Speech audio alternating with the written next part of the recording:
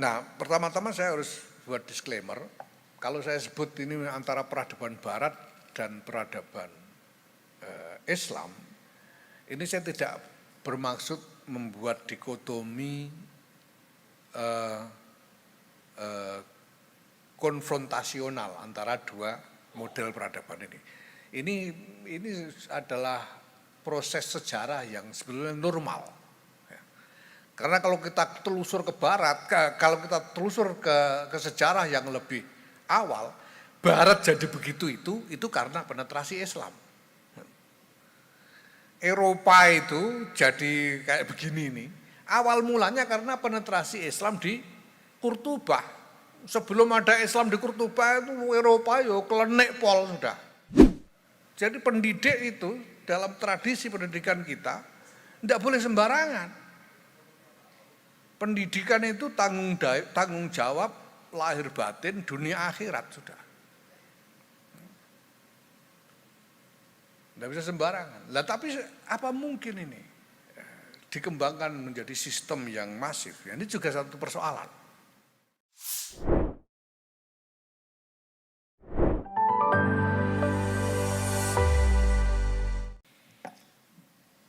Assalamualaikum warahmatullahi wabarakatuh. Alhamdulillah wa syukurillah wa salatu wassalamu ala rasulillah Sayyidina Maulana Muhammadin ibn Abdullah wa ala alihi wa sahbihi mawala. Amma ba'd, Bapak Ibu yang saya hormati, para pejabat Kementerian Agama Republik Indonesia, baik di pusat maupun dari wilayah-wilayah yang hadir. Ada beberapa yang saya kenal baik di sini, walaupun saya tidak tahu jabatannya apa. Ada Pak Al-Ramdhani, Pak Waryono, ada Ro'ub ini, dan lain-lain. Para peserta konsinyiring apa saya lupa tadi itu konsinyiring apa. Yang saya hormati, selamat menikmati Ramadan pertama di abad kedua Nahdlatul Ulama.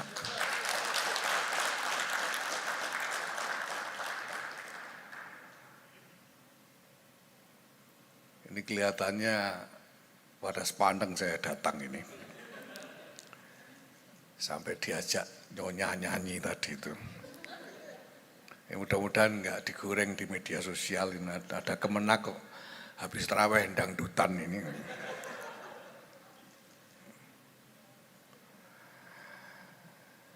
Memang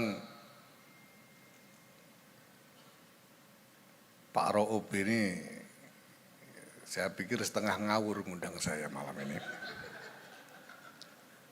Motivasinya kelihatannya ya motivasi eksploitatif saja gitu. Mumpung saya sedang ngetop gitu. Lalu dia ikut-ikutan ngundang. Saya baca undangannya itu, forumnya ini forum yang sebetulnya forum teknis. Ada macam-macam pembicaraan tentang standar operasional apalah gitu. Madrasah-madrasah ini yang saya sendiri nggak ngerti.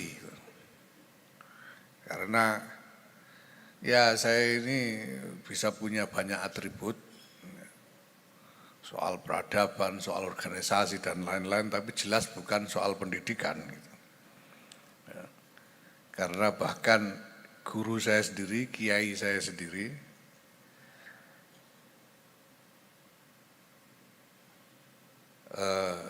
melihat saya ini tidak punya makom untuk mendidik orang. Jadi sebetulnya saya itu tidak pernah punya pengalaman mendidik orang, itu tidak pernah. Lah itu ngaji di pondok itu apa? Itu bukan mendidik. Pada waktu ayah saya wafat,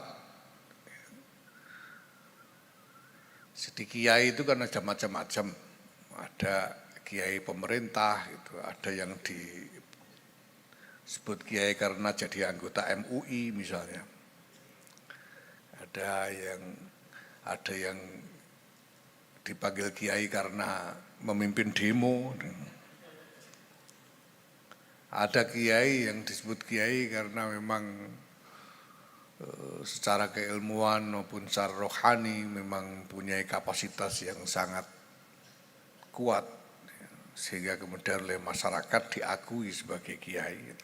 Ada kiai macam saya ini, saya bilang sama teman-teman, saya ini kiai karena kepaten bapak gitu. Begitu ayah saya wafat, saya langsung dijadikan kiai tanpa fit and proper test gitu.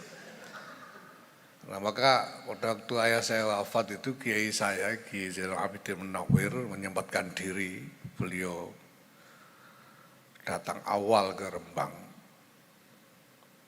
dan langsung mencari saya. Nasihat beliau yang paling mendasar kepada saya, beliau bilang, kalau kamu mengajar santri nanti, hendaknya kamu niati mewakili bapakmu. Jangan kamu niati mengajar sendiri, tapi kamu niati mewakili bapakmu, karena bapakmu sudah tidak ada. Ya, maka kalau selama ini saya kelihatan seolah-olah mengajar, itu sebetulnya cuma mewakili bapak saya. Dan saya lakukan itu sekedar membacakan kitab-kitab, bukan pendidik. Maka saya belum bisa menghasilkan orang kayak Ro'op ini. Kalau ayah saya dulu memang ya bukan soal mau membangga-banggakan, tapi memang mendidik betulan, sehingga potongan Ro'op aja bisa jadi pejabat gitu loh.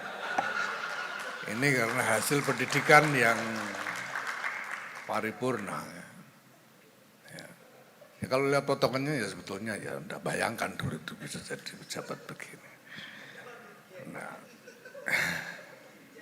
Nah saya belum dan tidak ada pada makom itu. Maka kalau ditanya soal pendidikan ya sebetulnya ya saya tidak ngerti apa-apa gitu soal pendidikan ini. Ya, tapi saya memang punya beberapa gagasan, beberapa pemikiran yang mungkin relevan. Ya.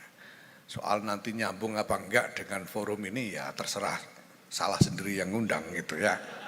Pokoknya ini. Ya, saya mau ngomong, saya ngomongnya lah. Bapak-Ibu sekalian saya hormati, pendidikan di lingkungan komunitas muslim sampai hari ini sebetulnya masih menghadapi kesenjangan yang mendasar. Sekurang-kurangnya ada 2 jenis kesenjangan. Sekurang-kurangnya itu bisa bicara macam-macam hal dalam hal ini, tapi boleh dikata ada 2 macam kesenjangan. Yang pertama adalah kesenjangan paradigmatik. Kesenjangan terkait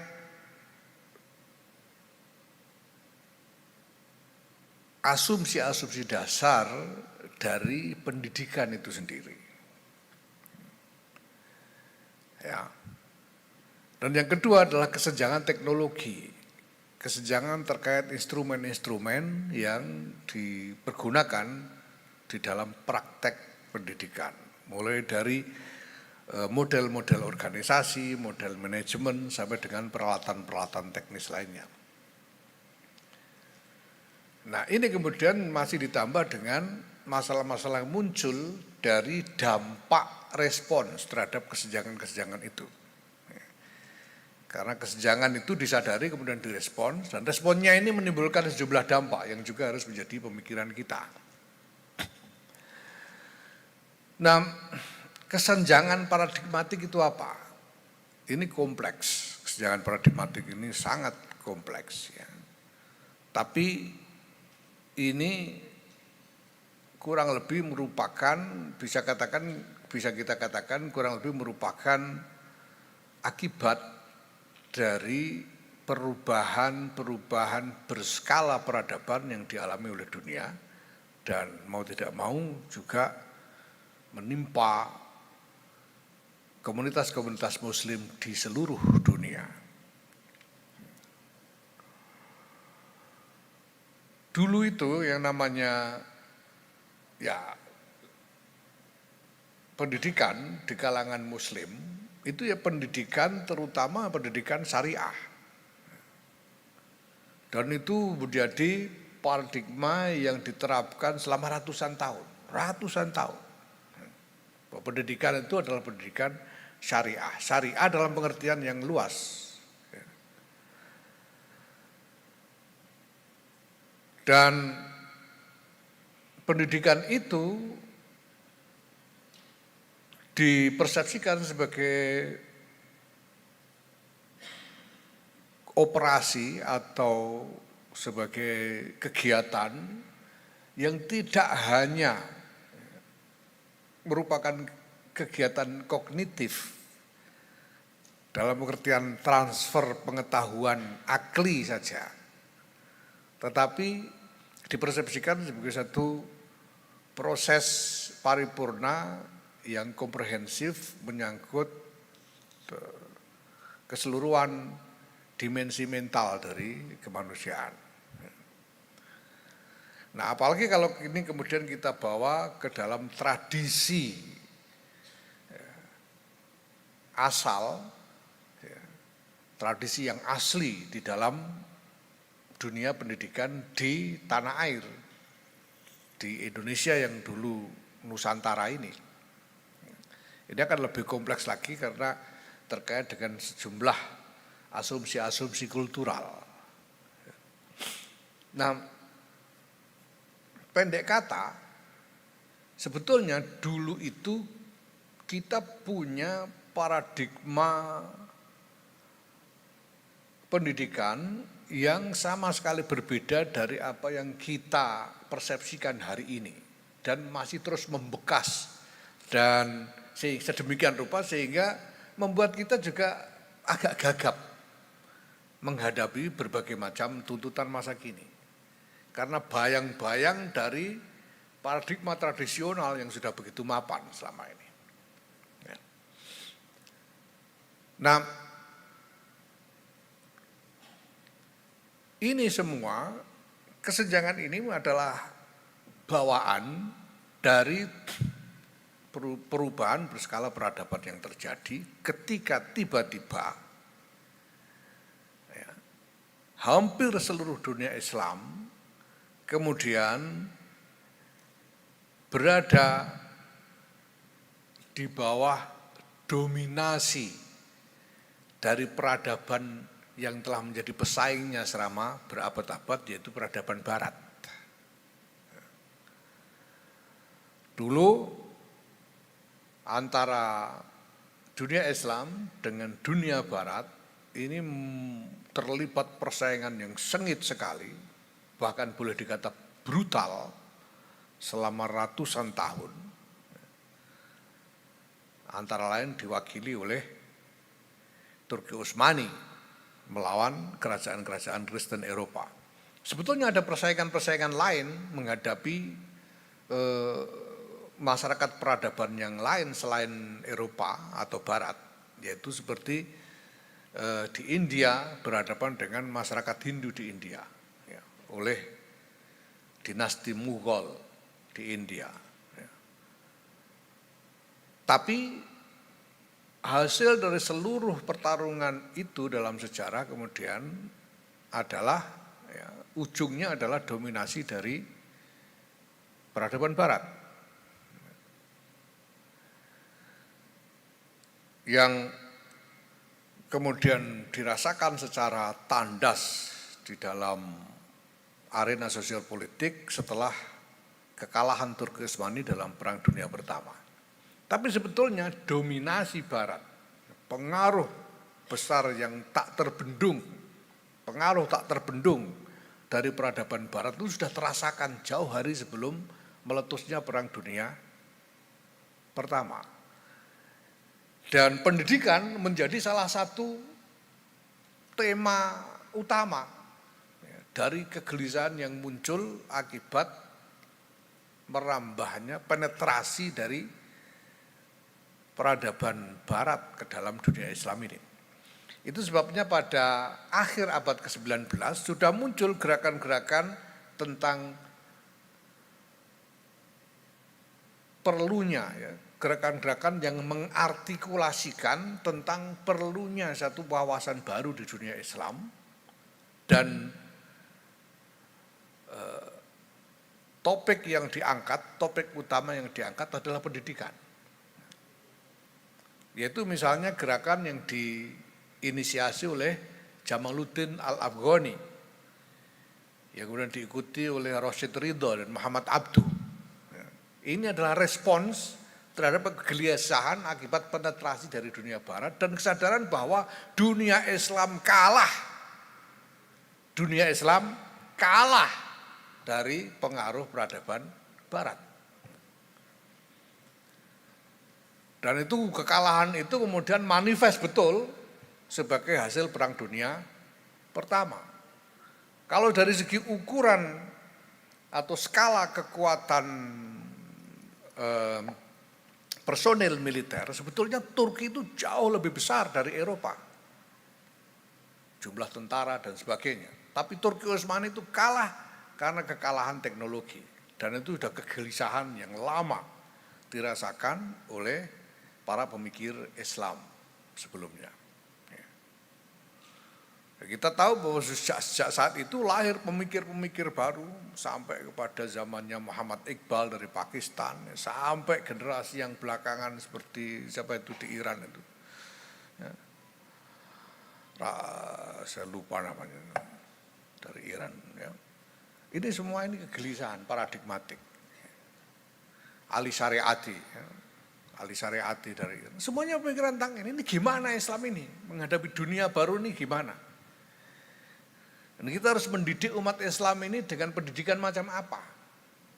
Supaya mereka berpikir seperti apa? Nah ini kegelisahan paradigmatik yang luar biasa.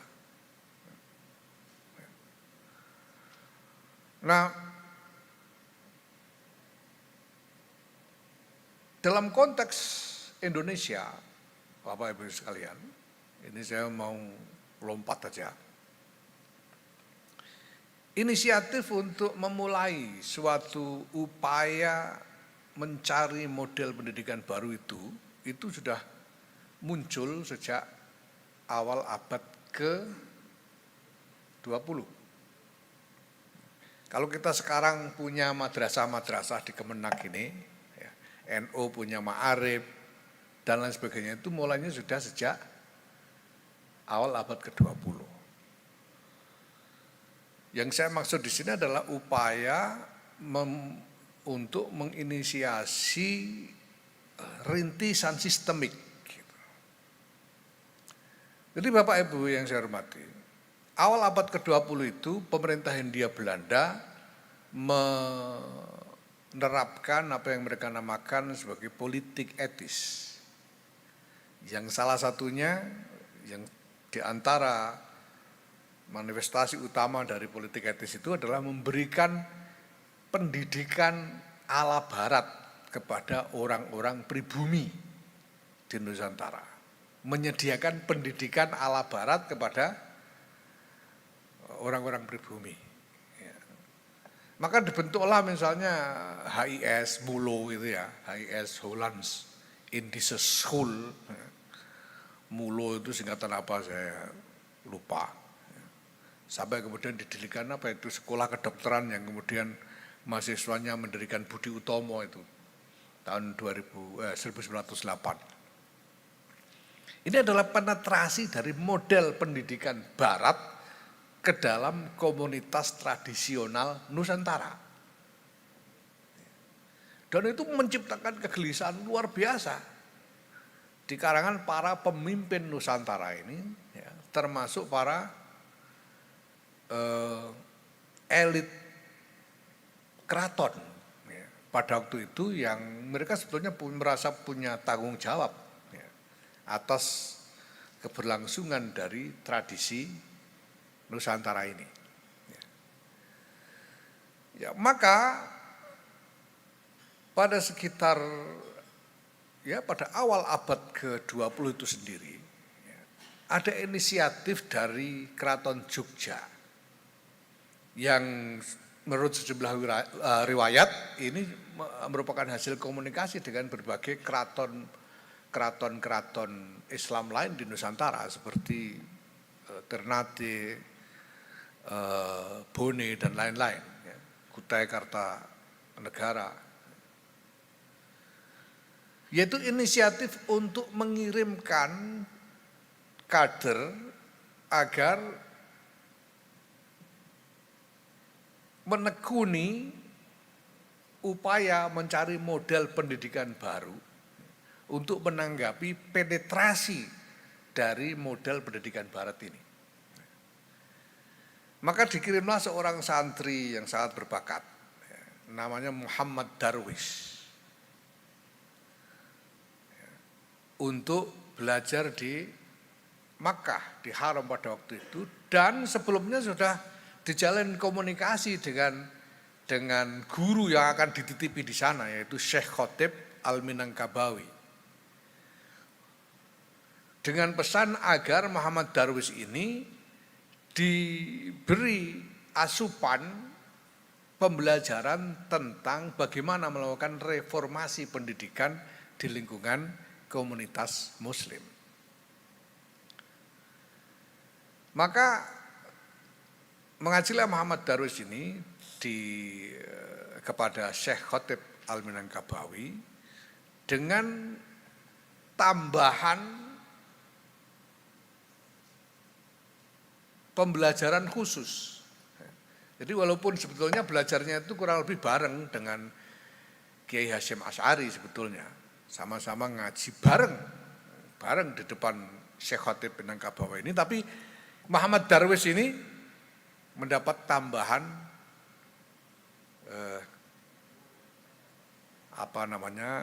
elemen pembelajaran yang khusus, yaitu tentang gerakan Jamaluddin Al-Afghani. Muhammad Abdu dan Rasid Ridho mengenai reformasi pemikiran di dunia Islam dan khususnya reformasi pendidikan. Nah, maka kemudian Muhammad Darwish ini pulang dan sampai di tanah air mendirikan organisasi baru yang dinamai Muhammadiyah untuk reformasi pendidikan di Nusantara. Itu sebabnya saya tidak pernah percaya bahwa Muhammadiyah itu didirikan untuk membuat mazhab baru, itu saya tidak percaya. Karena saya tahu riwayat ini. Jadi Muhammad Darwish ini kemudian pulang, dan sebagaimana tradisi biasanya kalau pulang dari haji lalu ganti nama dan mengambil nama Ahmad Dahlan. Kiai Haji Ahmad Dahlan yang kemudian mendirikan Muhammadiyah. Yang persis yang diajak untuk mendirikan Muhammadiyah itu adalah priayi-priayi yang sudah pernah mendapatkan pengalaman pendidikan Belanda. Karena tidak diajak untuk membangun model pendidikan baru bagi orang-orang pribumi. Ya karena kegelisahan itu waktu itu kan campur aduk. Materi pendidikannya apa, yang dididik siapa. Karena misalnya di sekolah-sekolah Hindia Belanda itu yang diutamakan hanya priayi dan orang-orang Eropa serta keturunan Timur Asing. Nah, didirikanlah Muhammadiyah itu. Muhammadiyah ini adalah membangun model pendidikan modern ala Barat dengan mengadopsi model pendidikan Hindia Belanda itu, sekolah-sekolah Hindia Belanda itu dengan konten yang ditambahi dengan konten Islam dan Nusantara. Maka kemudian Kiai Ahmad Dahlan mendirikan satu sekolah khusus namanya Mu'alimin di Jogja itu, yang sekolah itu dimaksudkan untuk mendidik guru-guru, calon guru agama di sekolah-sekolah Muhammadiyah. Di situ mulainya ini. Ini jasa besar Muhammadiyah terhadap sistem pendidikan kita. Jadi kalau sekarang kita bicara segala macam tentang sistem pendidikan nasional khususnya di lingkungan umat Islam, itu pionirnya adalah Muhammadiyah. Nah, ini respon salah satu bentuk respon terhadap penetrasi barat ini. Jadi ada penetrasi barat direspon dengan ini, dengan cara akomodatif. Ya. Diadopsi sistemnya, tapi kontennya diolah supaya konten kita, konten tradisional tetap masuk menjadi bagian. Dan kalau kita baca dokumen-dokumen yang ada, materi pendidikan agama di lingkungan sekolah Muhammadiyah itu pada waktu itu ya masih materi-materi pesantren, bangsanya Sapinah, Takrib dan sebagainya itu. Saya punya buku tuntunan ibadah Muhammadiyah tahun 1935 tahunnya itu, dikeluarkan oleh Majelis Tarjih Muhammadiyah dan dengan stempel PP Muhammadiyah yang resmi. Isinya itu adalah persis terjemahan kitab Fathul Qorib.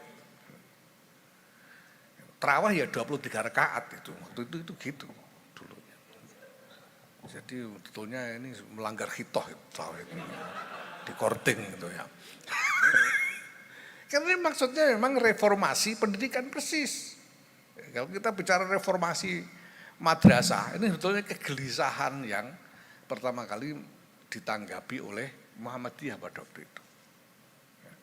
Nah, bentuk respon lainnya adalah dari kalangan pesantren-pesantren yang lebih ampek, yang lebih tidak mudah, karena memang ini khusus seperti saya katakan tadi, Kiai Muhammad Darwis ini ngaji di Mekah itu dengan pesanan, dengan order khusus, jadi ada kurikulum khusus yang tidak diterima oleh kiai-kiai yang lain, bahkan juga Kiai Hasyim Asy'ari enggak, apalagi kiai-kiai yang lain. Kiai Hasyim Asy'ari itu atas inisiatif dari Kiai Wahid Hasyim waktu itu tahun 1911 sudah mendirikan model madrasah klasikal. Ini kalau bukan Kiai Wahid ini jenius ya tidak mungkin. Kiai Wahid Hasyim waktu itu baru berusia 12 tahun. Sudah menginisiasi berdirinya madrasah klasikal. Tapi tidak bisa. Pada umumnya di kalangan pesantren tradisional, ya waktu itu kan belum dibentuk NU, baru 28 ada, 26, tahun 26 ada NU. Responnya adalah respons isolasionis. Jadi self-exclusion, yang kemudian oleh orang-orang disebut sebagai perlawanan kultural, tidak mau sama sekali sama Belanda. Tahun 1930, itu kakek saya sendiri, waktu itu namanya masih Mas Hadi, belum Bisri Mustafa. Itu oleh keluarganya mau dimasukkan sekolah HIS, karena keluarganya priayi. Tapi lalu didengar oleh Kiai Khalil Harun, namanya Kiai di Rembang waktu itu, lalu buru-buru disamperin Kiai Khalil Harun, itu tahun sekitar 1930. Dicegah oleh Kiai Khalil Harun, jangan ikut londo kamu, ikut aku saja. Sehingga akhirnya kemudian ikut Kiai Khalil Harun ngaji kepada Kiai Khalil Harun. Itu self-exclusion, perlawanan. Makanya lalu dasi diharamkan, pantalon diharamkan dan sebagainya. Ini self-exclusion, tidak mau sama Barat. Ini responnya. Nah, oke. Pergulatan dalam merespons penetrasi Barat, peradaban Barat di dalam lingkungan Islam ini terus berlanjut bahkan sampai sekarang penetrasinya. Nah, pertama-tama saya harus buat disclaimer, kalau saya sebut ini antara peradaban Barat dan peradaban Islam, ini saya tidak bermaksud membuat dikotomi konfrontasional antara dua model peradaban ini. Ini adalah proses sejarah yang sebenarnya normal. Karena kalau kita telusur ke Barat, kalau kita telusur ke sejarah yang lebih awal, Barat jadi begitu itu karena penetrasi Islam. Eropa itu jadi kayak begini nih, awal mulanya karena penetrasi Islam di Kurtuba. Sebelum ada Islam di Kurtuba itu Eropa yo kelenek pol sudah. Itu kelenek habis itu, jauh lebih kelenek dari orang Jawa sebelumnya. Tadinya itu sebelum dikenal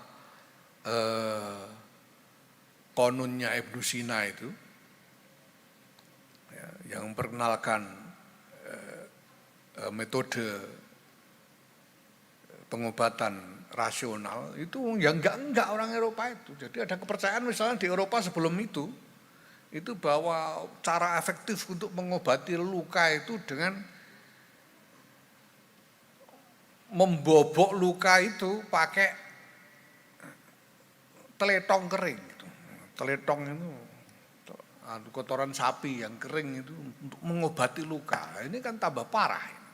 Tapi namanya kepercayaan klenik Eropa waktu itu. Nah, Eropa menjadi rasional karena penetrasi Islam. Dan mereka terima, mereka embrace tanpa perlawanan. Nah, kalau kemudian dari Barat melakukan penetrasi balik ke dunia Islam, ya ini sebetulnya proses sejarah yang normal. Saya tidak bermaksud membuat dikotomi konfrontasional sekali lagi. Tapi problemnya itu, kita ini mau bagaimana? Dan ini secara mental memang tidak mudah. Karena di sini ada soal sentimen menghadapi kolonialisme, ada sentimen di dalam pertarungan politik dan militer dan lain sebagainya. Berat sekali, berat sekali.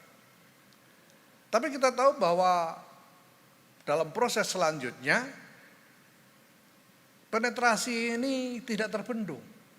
Ini penetrasi yang niscaya. Kita ini ya gelisah-gelisah habis, tapi ya gimana? Namanya penetrasi ini sudah menjadi keniscayaan sejarah. Dari dulu itu kegelisahan kompleks sekali. Bukan hanya soal pendidikan. Sampai pada soal yang lain-lain termasuk kesenian.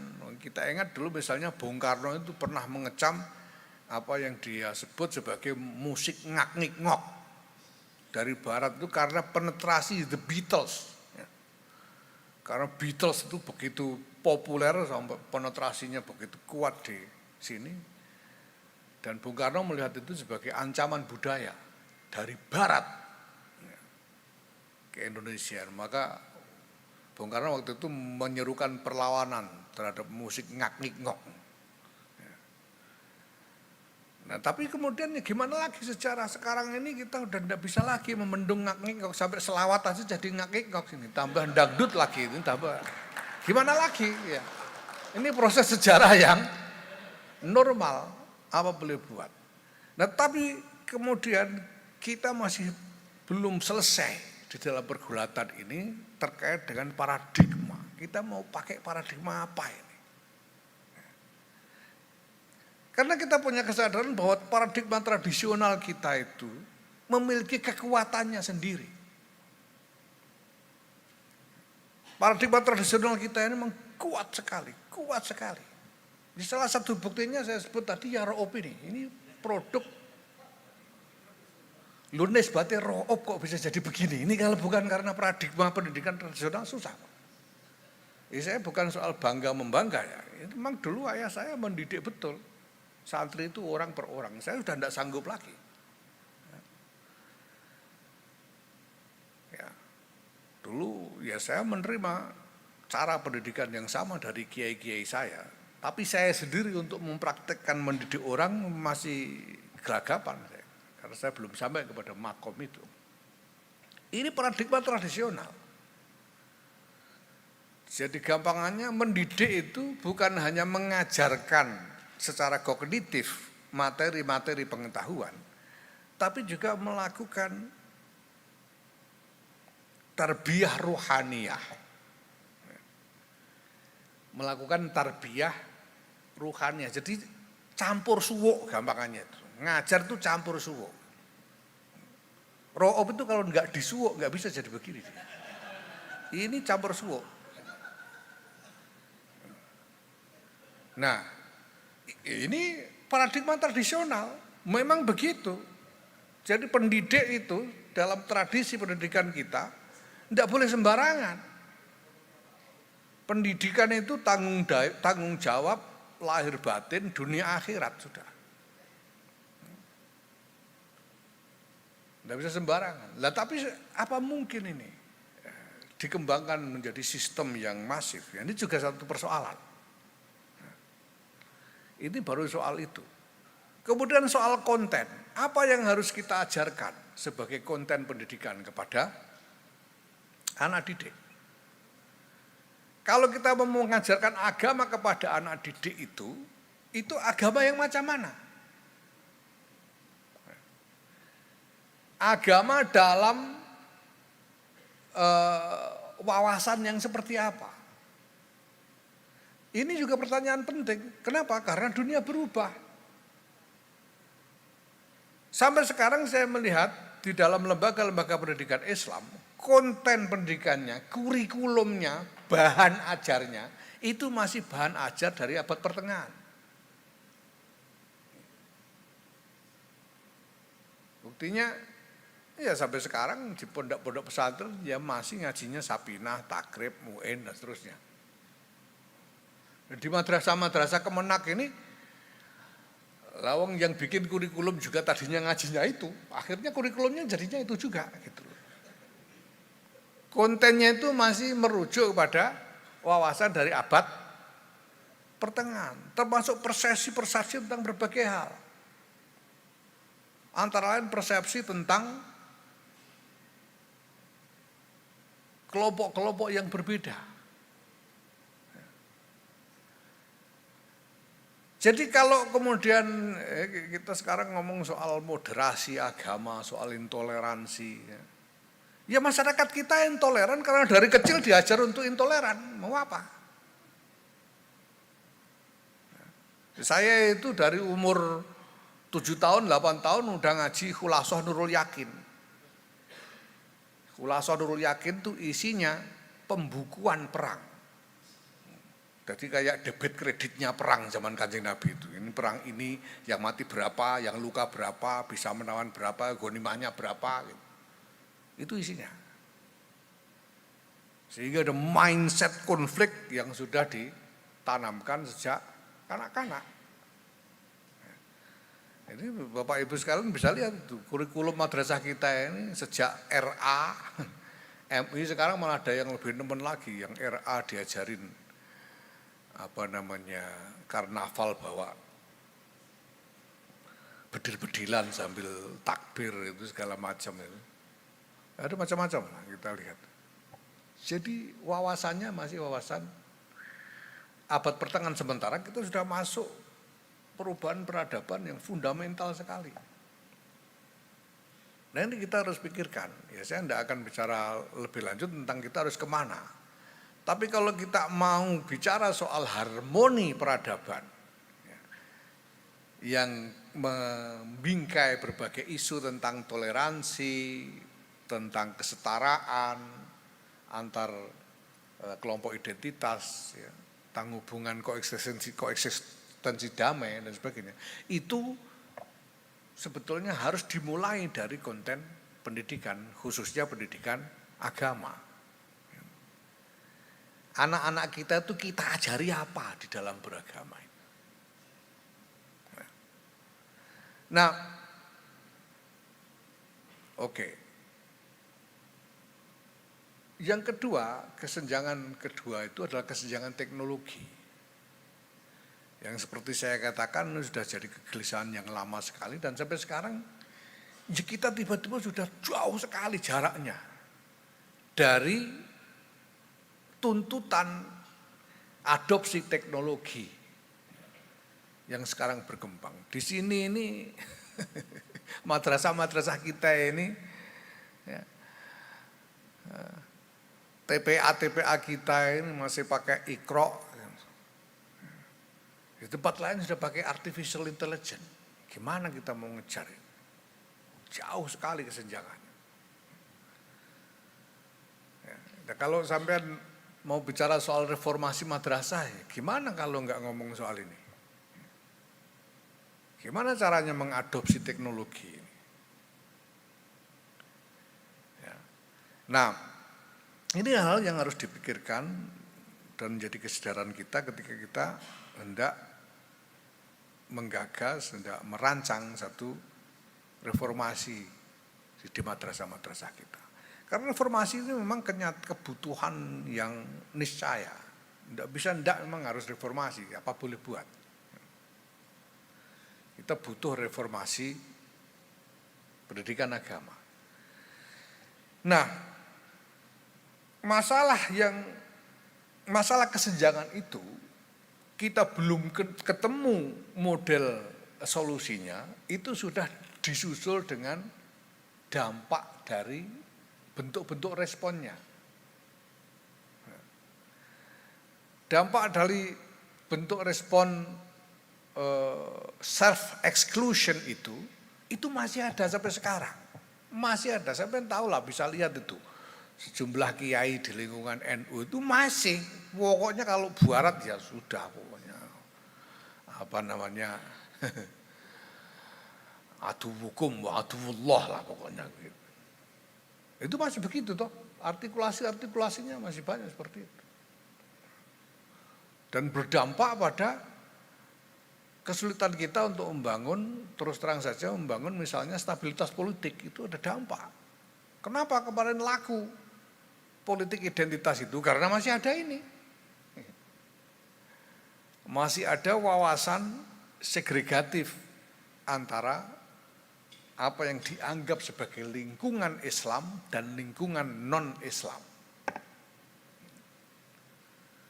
Tidak boleh campur, tidak boleh kumpul.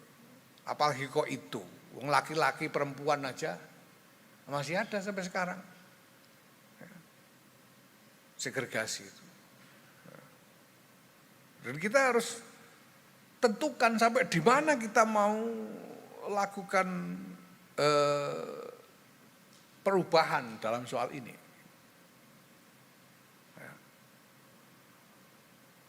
Kalau kita mau bicara soal misalnya nasib perempuan misalnya. Sekarang orang bicara soal bagaimana perempuan harus dipandang setara dengan laki-laki. Itu sampai di mana? Karena jelas sampai sekarang, dan ini didasarkan pada pemahaman-pemahaman syariah, memang harus ada segregasi antara laki-laki dan perempuan. Makanya tidak ada masjid sekarang ini, masjid yang mainstream ya. Itu kan ada sekarang yang bikin yang ada imamnya perempuan dan lain-lain. Tapi kalau masjid mainstream itu kan nggak ada yang campur laki-laki perempuan. Perempuan itu dikasih bagian di pojok belakang sana yang laki-laki. Ini sebetulnya baru. Dulunya itu sebetulnya berdampingan, cuma disekat di tengah. Dulunya itu segregasi laki-laki perempuan. Kalau di masjid-masjid kampung itu bukan di belakang perempuan itu, berdampingan, biasanya sebelah kanan laki-laki, sebelah kiri perempuan disekat pakai kain atau apa. Itu kalau masjid-masjid di kampung-kampung. Kalau masjid di kota-kota udah ditaruh di belakang perempuan. Istiqlal itu enggak tahu tempatnya perempuan sebelah mana itu. Ya. Kayak dieksklusi gitu. Ya. Sampai-sampai saya pernah dapat kiriman foto sholat taraweh di satu masjid di kota. Ya.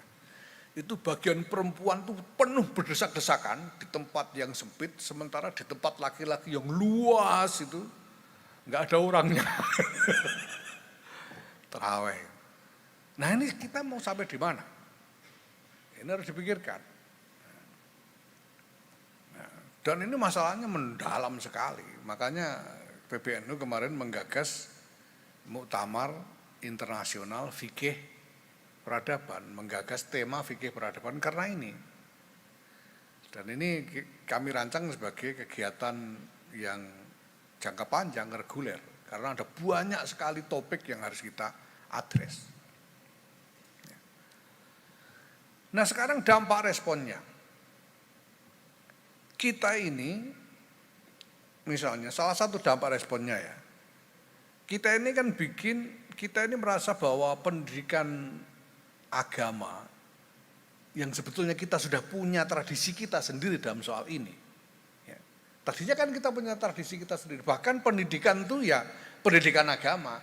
Sebelum Hindia Belanda itu siapa yang menyediakan fasilitas pendidikan selain pesantren? Tidak ada. Ayo, pihak mana selain pesantren yang menyediakan fasilitas pendidikan? Enggak ada. Makanya dulu itu semua ke pesantren, semua yang ingin menjadi orang terdidik belajarnya di pesantren. Pangeran-pangeran, bangsawan-bangsawan, keraton itu semua dididik di pesantren karena tidak ada tempat pendidikan selain pesantren.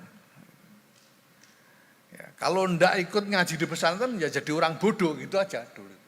Karena ndak ada tempat lain selain pesantren. Jadi kita ini punya tradisi pendidikan kita sendiri. Sekarang kena diterpa penetrasi model pendidikan baru tadi. Kita mau apa? Nah, lalu kita berespon dengan mencoba melakukan akomodasi antara model pendidikan tradisional kita ini, ya, campuran antara model pendidikan tradisional kita dengan elemen-elemen dari pendidikan barat yang kita sadari tidak terelakkan. Nah, tapi kemudian ada berbagai macam dampak di sini. Di antara dampaknya yang ini muncul dengan kuat sejak Orde Baru adalah segregasi yang semakin tajam di tengah-tengah masyarakat kita. Khususnya dalam kaitannya dengan kelompok-kelompok agama dan etnis yang berbeda-beda. Karena kita ini dengan sangat progresif mengembangkan lembaga-lembaga pendidikan Islam. Ya. Lembaga-lembaga pendidikan Islam. Dan pada saat yang sama kelompok-kelompok non-muslim juga mengembangkan lembaga-lembaga pendidikan mereka sendiri toh. Kita bikin madrasah-madrasah ya. Nanti kelompok-kelompok Kristen misalnya juga bikin sekolah-sekolah Kristen toh. Ada Kanisius dan lain-lain. Ya. Nah, tiba-tiba saja kemudian ini membentuk pilihan pendidikan dari kelompok yang berbeda ini. Dulu itu generasi ayah saya, paman-paman saya, mereka bersekolah bareng dengan anak-anak keturunan Tionghoa. Sampai ada keluarga-keluarga Tionghoa yang menjadi sahabat keluarga kami, sahabat keluarga betul, dekat betul. Kalau dia punya hajat keluarga kami diundang, kalau kami punya hajat mereka kami undang. Kami jadi karena teman bermain, sekolahnya bareng dengan ayah saya dan paman-paman saya dulu. Sampai ada salah seorang temannya ayah saya namanya Pak Gepeng, nama aslinya saya tidak tahu, panggilannya Gepeng.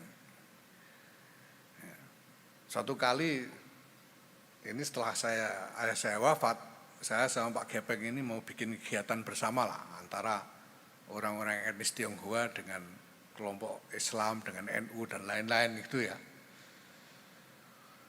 Kita sudah rancang bareng-bareng lalu maunya Pak Gepeng ini ngajak orang-orang kalangan Tionghoa untuk iuran mendukung pembiayaan kegiatan ini. Jadi dia udah beberapa hari berusaha lalu datang ke saya ngeluh. Dia ngeluh, wih ini orang-orang ini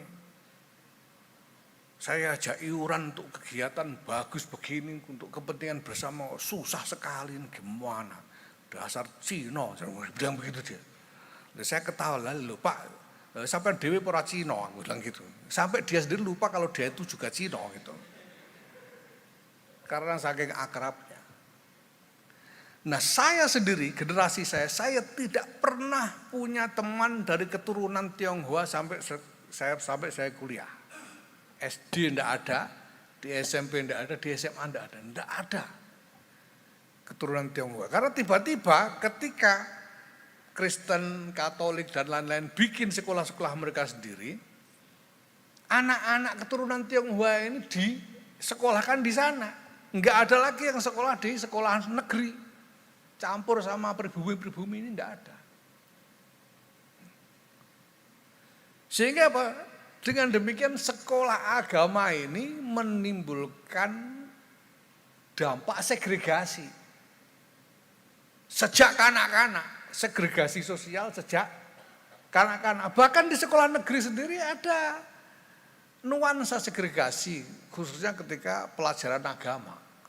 Karena harus dipisah antara yang muslim dengan non-muslim. Ada dampak segregasi semacam ini sejak kanak-kanak. Dan segregasi ini memicu penguatan kembali apa yang menjadi trauma segregasi pada masa lalu. Karena pada masa Belanda sejak VOC sampai zaman Hindia Belanda memang ada segregasi struktural yang sengaja diciptakan oleh Belanda antara orang-orang Eropa kulit putih, orang-orang Asia Timur asing, yaitu keturunan Arab dan Tionghoa, dan orang-orang pribumi sebagai warga negara kelas 3. Ada trauma itu. Dulu kuat sekali trauma itu, kuat sekali. Nah, yang keturunan Arab ini mengalami pelunakan karena tradisi keagamaan kita yang menghormati sadah, menghormati sayyid-sayyid. Ya, maka keturunan Arab yang Quraisy itu bisa lebih mudah melebur karena dihormati oleh orang-orang pribumi. Jadi lebih gampang melebur. Sementara orang-orang keturunan Arab yang non-Quraisy ini lebih susah. Makanya dulu A.R. Baswedan misalnya bikin sendiri Al-Irsyad. Itu adalah Arab, keturunan Arab non-Quraisy. Karena susah melebur dengan pribumi. Mau ikut masuk NO itu kikok gitu loh. Karena harus campur dengan Quraisy. Padahal dalam tradisi Arab ini susah campur antar kabilah ini. Nanti non-Quraisy bikin kelompok sendiri. Sehingga lebih sulit lagi integrasinya ke dalam masyarakat lokal. Yang Quraisy lebih mudah. Ya. Itu. Maka kalau dulu A.R. Baswedan bikin Partai Arab Indonesia itu Partai Arab non-Quraisy. Gitu. Karena yang Quraisy sudah ikut NU semua gitu. Nah, ini dulu begitu traumanya, apalagi yang Tionghoa. Lebih parah lagi yang Tionghoa ini. Nah, sebetulnya sejak kemerdekaan ini dinetralisir, berhasil dijebol penetrasi ini, segregasi ini. Dijebol. Semua campur. Sekolah-sekolah negeri campur antara yang, sehingga seperti saya katakan tadi, keluarga saya ini punya sahabat-sahabat keluarga dari kalangan Tionghoa yang kami masih tetap akrab sampai sekarang. Tapi sejak generasi saya, sejak Orde Baru, dengan berkembang pesatnya sekolah-sekolah atas nama organisasi-organisasi keagamaan ini, segregasi itu bangkit lagi. Gitu. Sentimen-sentimen anti Cina ini naik lagi. Sentimen termasuk sentimen anti Arab juga sebetulnya. Gara-gara ini. Segregasi antara satu kelompok identitas dengan kelompok identitas yang lain. Ini juga harus kita pikirkan. Nah, saya senang sekali mendengar kabar bahwa Muhammadiyah misalnya sudah buka diri bahwa sekolah-sekolah mereka menerima bukan hanya murid Muslim tapi juga non-Muslim. Saya tidak tahu apakah sudah sampai ke sekolah dasar dan menengah, saya tidak tahu ya. Tapi beberapa perguruan tinggi jelas-jelas sudah terbuka sama sekali. Ya, mungkin sudah sampai ke sekolah dasar dan menengah. Nah, sejauh mana kita mau melakukan akomodasi dalam soal ini? Karena ini juga penting, karena mendalam sekali. Sekarang kalau anak-anak kita sejak kecil, sejak dini sudah kita pisah-pisahkan berdasarkan identitas. Itu kalau tua kok disuruh rukun itu ya susah. Wong dari kanak-kanak sudah tidak bisa kumpul, tidak biasa kumpul. Nah, ini problem bagi integrasi bangsa, ini harus kita pikirkan.